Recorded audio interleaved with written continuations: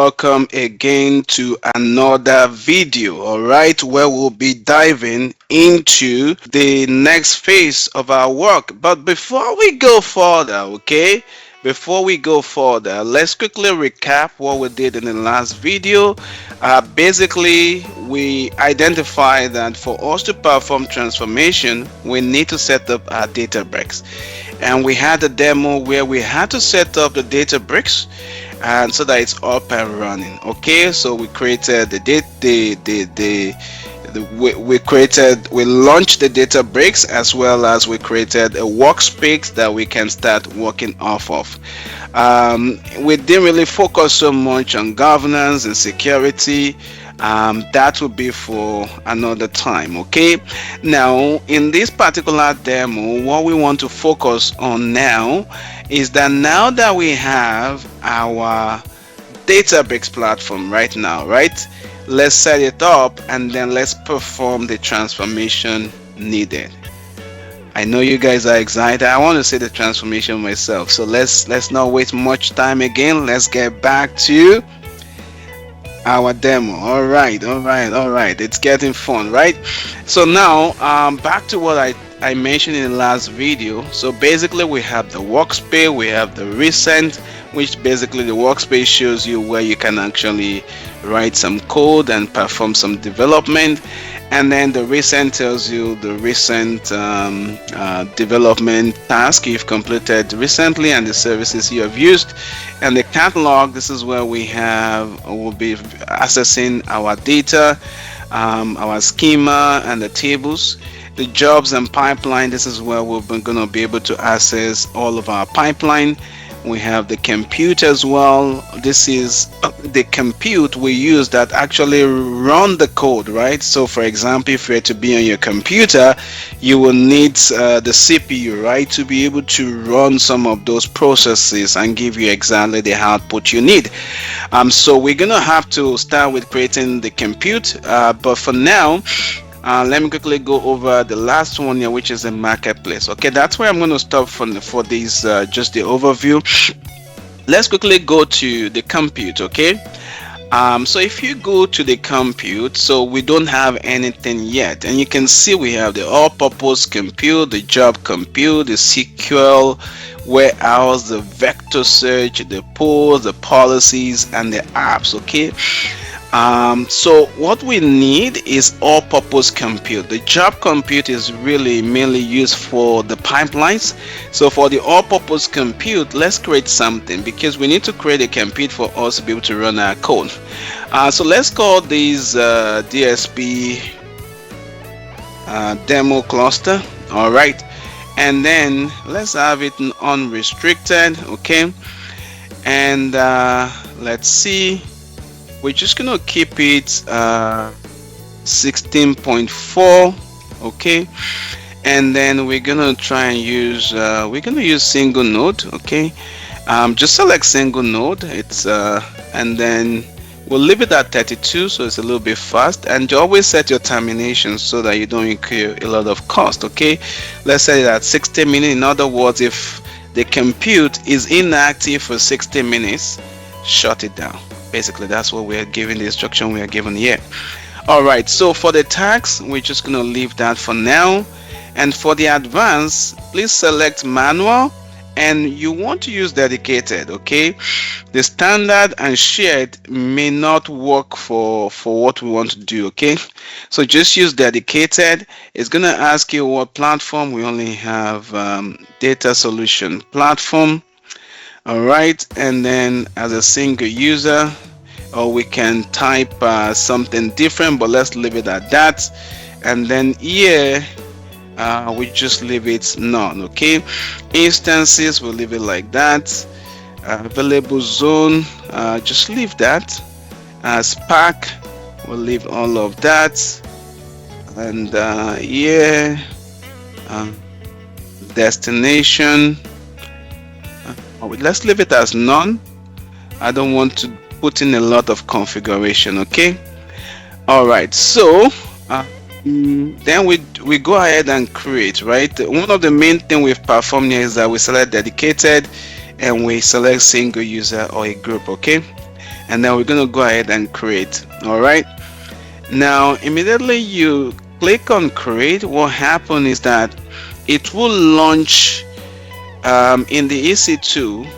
It will launch a machine in the EC2. Okay, if you look here, very soon you will see an instance of an EC2 started. So it's telling you that what you created has initiated a virtual machine to start. Okay, then that's a virtual machine that is going to be using for the processing. Okay, now let's go back to a Databricks. Let's see. And if you come here, it's beginning to create, and click on compute, you will see it's processing. We're going to let it process, and then refresh this. You'll soon see, you can see the EC2 instance I've started, which is a virtual machine that has been created, which is going to be used for this process. Okay, now we're going to just wait for it to completely load or create the compute for us. But while we are waiting, we need some queries for us to be able to go ahead and create our stuff, right? So what we're gonna do, we need some platform. So what we're gonna do is that I'm gonna come to workspace, all right, and then I'm just gonna create a folder. Let's see. So let's click on workspace, and then we're gonna click on user. We only have one user, and in here we're just gonna create a folder. So let's see, create folder, and then we just call it, for this one we want to perform transformation. We call it transformation transformation process. Okay, and we click on create. So now we have that. We need to create a notebook. All right, so we have a notebook here, right? So with this notebook, then we're gonna start to start our process. Now we need to just wait to be sure that our compute is, you can see the cluster is still loaded, right? So because of that, we're just gonna wait for it.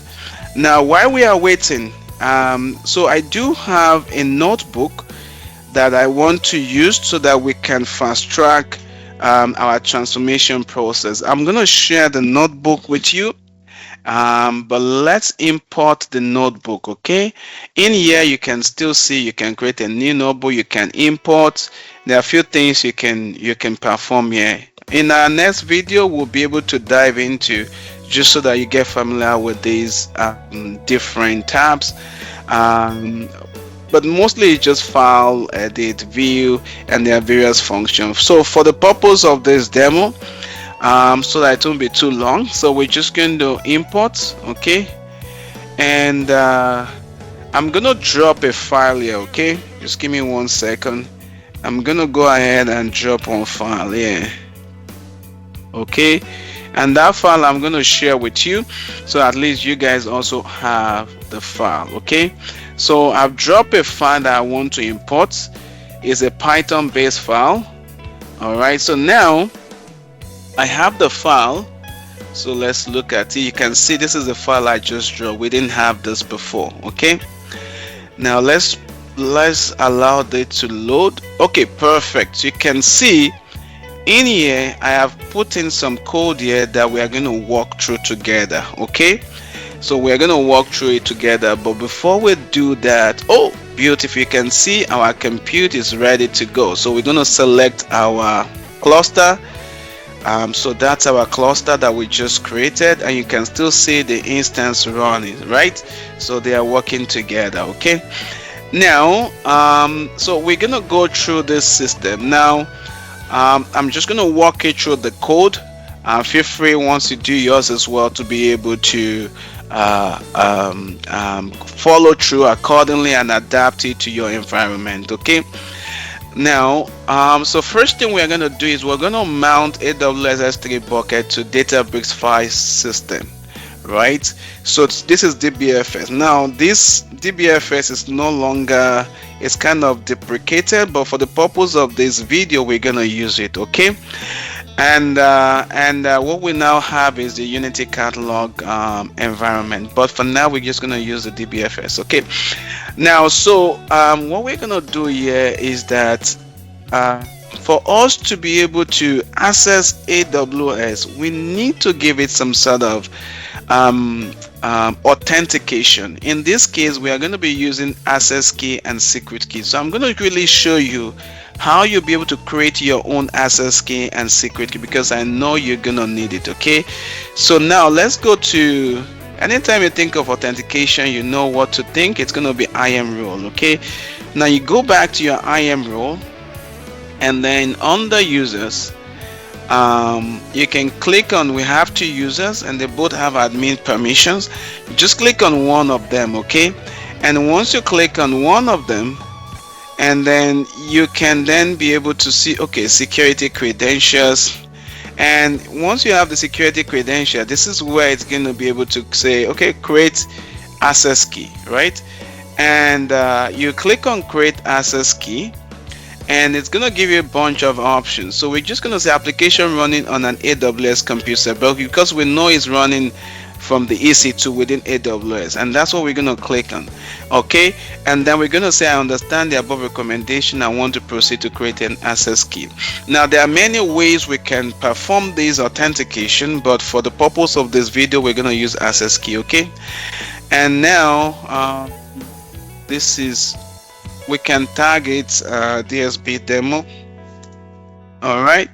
And then we create the access key. Now you can see it has given me access. You have to store the access key. You have to store both the access key and the secret access key. Otherwise, once you close this tab, you won't even be able to see the secret key, the secret access key again. So I'm going to stop it somewhere on the other machine that I have. Oh, I'm going to just copy, and then let me save it somewhere. You're going to do the same thing as well, okay? And then let's go back to our code and let's try to walk through our code now. So the first thing is that we're using to safely encode the secret key for URL usage. So basically we need a function called URL lib.parse, right? So we're from the library, we're importing the parse, and then we're setting this variable as access key. So now let me copy the new access key that I have, right? Let's use that one, okay? So we're gonna use that one. I'm gonna delete it after this video, so that my environment can still remain secure, but I'm gonna just share that with you so we do everything together. All right, so now I'm setting these two variables as access key and secret key, and then I'm using my URL encode to encode the secret key to handle special characters. You can see that's why I'm also needing this variable as encoded secret key, okay? And then I will also define the S3 bucket. In our case, the Taxi Weather Analytics S3 bucket, and I want the mount name to be /mount. Okay, so let's quickly take a look at this AWS bucket, right? So let's go back to S3, and so you're very sure of what we are doing. And so if you look here, we can see the bucket here. All right, so this is the bucket. We just copy that and then we paste in our code, okay? And then just give me 1 second. And then once we do that, we want the mount name to be /mount, and then we want to mount the S3 bucket to DBFS using the S3A protocol and regional endpoint. So what that simply means is that we don't always want to reference the access key and secret key, so and all of those configuration that we need, so we are mounting it up onto /mount, so that way it's easy for us to access as we go along in the code, right? So everything will look fine. We are using dbutils.fs.mount, and the source we are defining it as access key using the encoded secret key and AWS bucket name referencing our variables up here. The mount name, we are calling it this mount name, and the extra config, we are setting the region as Canada Central. Please make sure that the region is always the same as you deploy, otherwise it's gonna be it's gonna give you some problem. Okay, so let's run this. Let's see what we get. All right, so it's gonna run that. Okay, so here we're just, don't forget, we're just mounting AWS bucket to DBFS. Okay, all right, so we're just gonna wait for it. It's showing us through. That's good thing. And then we're just gonna try to list the files that we have in this mounted bucket part. Okay, so which would be the same thing as what we have here. So you see we only have landing folder, right? So that's what we expected. So let's see. So beautiful. You can see the path DBFS, and then we can see the landing. That's awesome. Okay, now let the transformation then begin. Before we do that, before we go ahead with the transformation, let's stop right here so that it doesn't become lengthy, and then let's start in the next video. All right, guys, thank you for watching, and I will see you right in the next video.